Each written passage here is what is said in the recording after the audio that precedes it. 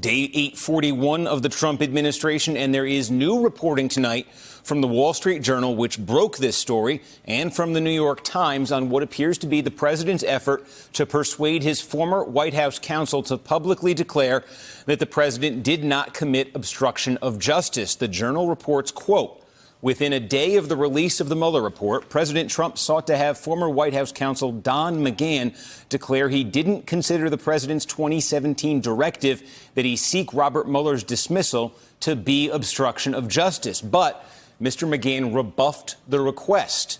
The Times reports, quote, White House officials asked at least twice in the past month for McGahn to say publicly that he never believed the president obstructed justice. Mr. McGahn declined. His reluctance angered Mr. Trump, who believed McGahn showed disloyalty by telling investigators for the special counsel about Mr. Trump's attempts to maintain control over the Russia investigation. The White House made one of the requests to Mr. McGahn's lawyer, William A. Burke, before the Mueller report was released publicly, but after the Justice Department gave a copy to Mr. Trump's lawyers to read. Mueller documented how in January of 2018, Trump, quote, pressured McGahn to publicly deny the reports that he had tried to fire the special counsel. In that case, McGahn also refused the president's request. Last month, Trump issued this denial of the account. I never told Don McGahn to fire Mueller. If I wanted to fire Mueller, I would have done it myself. This latest news will likely spark a new push from House Democrats to get Mueller as well as McGahn to testify. Tonight, Judiciary Committee Chairman Jerrold Nadler sent this tweet saying, quote, this is why it is critical for Mr. McGahn to come before our committee and answer questions for the American people. The president cannot keep McGahn from testifying. Nadler says he is negotiating with Mueller, but it is unlikely Mueller will testify next week. Nadler added this earlier today. He will come at some point. If necessary, we'll subpoena him and he'll come.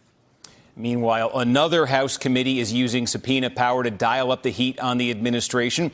Treasury Secretary Steve Mnuchin, who has refused to hand over 6 years of Trump's tax returns, he received a subpoena today from the chairman of the House Ways and Means Committee. The IRS commissioner also received a subpoena. These moves come just days after the New York Times reported that Trump lost so much money from the years 1985 to 1994 that he was able to avoid paying income taxes for 8 of those 10 years. Democrats are also now weighing stiff penalties for Trump administration officials and for others who might refuse to comply with congressional subpoenas. Here's House Intel Chairman Adam Schiff earlier today. It's far more practical to consider levying individual fines on the person, not on the office, until they comply. The courts use that practice. I think it's quite successful. And you're talking about a big number. Yes. Yes. Well, you could fine someone $25,000 a day until they comply, and that will probably get their attention. And can you do that? We can do that. If there is going to be this across-the-board stonewalling, we're going to have to consider extraordinary remedies. This has been a week of exploding clashes between the executive and legislative branches, and they show every sign of continued escalation. Here's just some of what it has sounded like. The special counsel's finding is clear. Case closed. Case closed. The question is on the motion to report the committee report for a resolution recommending that the House of Representatives find William P. Barr, Attorney General of the United States Department of Justice, in contempt. The ayes have it. We are now in a constitutional crisis. Will you allow Robert Mueller to testify in Congress? Well, I'm going to leave that up to our very great Attorney General. Trump is goading us to impeach him. That's what he's doing. Every single day, he's just like taunting. The Senate Intelligence Committee has subpoenaed Don Jr. That's the Republican-led Senate Intelligence Committee. What do you make of that? To now get a subpoena to go again and speak again after close to 20 hours of telling everybody that would listen about a nothing meeting? Yeah, I'm pretty surprised. The Mueller report came out. That's the Bible. The Mueller report came out, and they said he did nothing wrong. And here for our leadoff discussion on a Friday night, Jonathan Allen, NBC News national political reporter, Donnie Deutsch, who has a new show, Saturday Night Politics. You can catch that tomorrow night, 8 p.m. Eastern, right here on MSNBC. Barbara McQuade, veteran federal prosecutor and former U.S. attorney for the Eastern District of Michigan. And Paul Butler, a former federal prosecutor and Georgetown Law School professor. Thanks to all of you for being with us. Barbara, let me just start with you on this news about the president and through intermediaries, apparently twice in the last month, making this request to Don McGahn, the former White House counsel, that he come out and publicly say he did not consider the president's actions, at least as they related directly to him, to amount to obstruction of justice. Obviously, McGahn's account is critical to any claim of obstruction, to any discussion of whether obstruction occurred here. The Times tells us that these requests came after the Mueller report was completed and handed in. And we should add, McGahn's lawyer tells the Times he didn't consider the request to be a threat. Is there a question of the propriety of this, though, in terms of the White House reaching out like this? Absolutely. And I think it just helps make the case for why Congress and America need to hear firsthand from Don McGahn. I think you could even make an argument that asking McGahn to deny that obstruction of justice occurred constitutes obstruction of justice itself. He's no longer interfering with Robert Mueller's investigation, but could be interfering with a congressional investigation. Now, of course, whether Don McGahn's opinion is or is not that there's obstruction of justice is not what's relevant. But if President Trump is attempting to get him to change his story or interfere with the truth or have that corrupt intent that we talked about during the Mueller investigation, then that could amount to obstruction of justice. But at the very least, I think it suggests something that's inappropriate in trying to influence the way Don McGahn answers questions. He should testify in Congress. We should hear what he has to say. I really think that talking to Barr and Mueller becomes less important and talking to the underlying witnesses more important so that we can hear straight from them and assess what we think is the truth based on what they have to say. Well, let me bring our other former prosecutor in with another detail from this New York Times story. I'll put it up on the screen here. This from that New York Times story tonight. It says the White House learned in August that Mr. McGahn had told Mr. Mueller's investigators that he believed the president had not obstructed justice, according to one of the people. After a New York Times article revealed that Mr. McGahn had spoken to investigators for at least 30 hours, Mr. Burke, that's McGahn's lawyer, tried to reassure the White House by explaining that his client told Mr. Mueller that he never believed Mr. Trump had committed an obstruction offense. Paul Butler, let me ask you about that.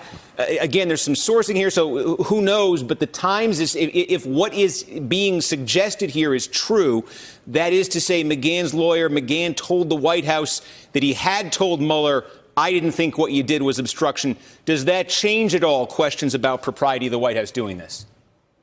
Well, I think that in terms of whether the president committed obstruction, Don McGahn has never been a federal prosecutor. He's never actually practiced criminal law. So on that issue, I'm going to go with the judgment of the over 800 federal former prosecutors, including Barbara and I, who signed that statement saying Mueller found overwhelming evidence that the president has committed obstruction. We do want to give McGahn some props, though, because he doesn't do everything the president tells him to do. And unfortunately, that's praiseworthy in this administration. So the president asked him to fire Mueller. He refused to do that. He refused to co-sign what he allegedly told Mueller. So again, it's unethical. I think it's obstruction adjacent, as Barbara said, that the president asked him to do this. It may not actually be a crime. It's skating really close to the line. I want to just stick on this one point because it's just, and I'm a layman here, and I'm talking to two lawyers. This is why I want to try to get some clarification on this, because as a layman, when I read this story, it seems like a potentially key point to me. And I may be totally wrong here, but let me just put it this way. If it is true that McGahn's lawyer told the White House that he told Mueller he didn't think this was obstruction of justice, if that is true that the White House was told that, does it change whether it's okay or not for the White House to say, hey, could you say that publicly? I don't think so. Remember, obstruction of justice, it's a federal crime. There has to be corrupt intent. You have to, with that intent, try to impede an official investigation. So there's a technical determination for a prosecutor to make. Remember the facts, though. That's what McGahn was a witness for, about the facts. And what he did tell Mueller was that the president not only tried to get him to fire Mueller, but then to cover up what the president had done, to lie about it. Again, in the judgment of over 800 federal prosecutors, that's obstruction. John Allen, in terms of the politics of this, again, that the Times reporting here that the White House learned about what was in the Mueller report. Obviously, they had seen it before it came out publicly. Clearly, it seems from these actions, they recognize some potential public, political, public relations damage from the McGahn component of this. Oh, absolutely. For the president to reach out and ask Don McGahn to say something publicly twice, according to this report, for McGahn to refuse him. They knew that this was going to be politically damaging and also potentially legally damaging, as per the conversation you guys were just having. I think there are a lot of reasons that Don McGahn would not say that publicly. One would be that he doesn't believe it to be true, but another would be because he's a good lawyer, he would know that saying something publicly is not helpful to him if he's going to have to go testify at some point. Unlike President Trump, who often says things publicly that may not be advisable for him legally, a smart lawyer wouldn't be out there saying something publicly one way or the other. But absolutely, this is potentially damaging to the president politically. I think the entire investigation is potentially damaging to the president politically. I think that's why you're seeing this unprecedented scope, this sort of blanket refusal to cooperate with Congress. And Donnie, there's also this mention in the article that the president looks at McGahn as disloyal. And of course, McGahn, as the White House counsel, not Trump's personal lawyer. That point has been made by a number of experts, certainly publicly, but a question of does the president see that distinction? Well, the president runs a crime family, and it's basically loyalty or not loyalty. It has nothing to do with what's right, what's wrong, what's against the law, what's for the law. Taking the politics of this, it's interesting. In your lead into the show, you mentioned, just as an aside, the president's approval numbers at an all-time high. So the yin and the yang here is that obviously you have Republicans that basically are going to let the president move towards executive privilege, towards dictatorial countries, and that you have obviously Democrats saying, wait a second, we believe in laws. There's been obstruction 90 times over.